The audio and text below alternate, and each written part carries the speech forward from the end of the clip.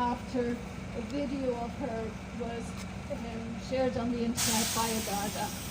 It showed her naked on a public street, and she took her own life a few days later. I know what it's like to be looking for justice and to be seeking answers. I know what it's like to be caught up in the GSOC process, to be shouting for answers against the walls of the state and to be hearing only silence. I understand what it must be like for the Nkencho family, but I cannot fully comprehend how traumatic it must be for them to lose their son George and their brother in this awful, tragic, violent way. If we arm the Gardaí and if we give them extra powers, we must also make them accountable. They must be. I hear from reports that some of the Gardaí involved, of the 15 Gardaí that were there, have not yet presented for interview or have not yet been interviewed by GSOC.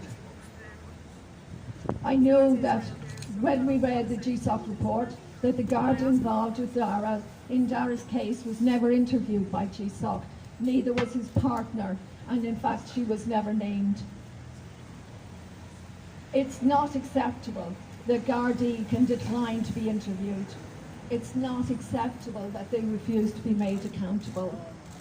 To have confidence in our police force, we must know that any tragic situation like this is thoroughly and completely and professionally investigated as swiftly as possible, and that the Nkencho family get the answers that they deserve.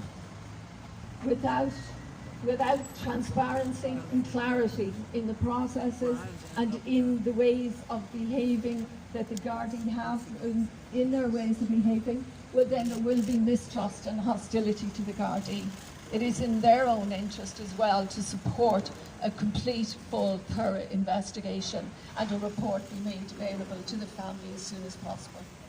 My heart goes out to the Nkencho family and especially to the parents, to Blessing and to George. They must be enduring unbearable grief at the moment. This complicated grief is worse and compounded by having to search and having to fight for answers and for clarity. Thanks very much, all of you.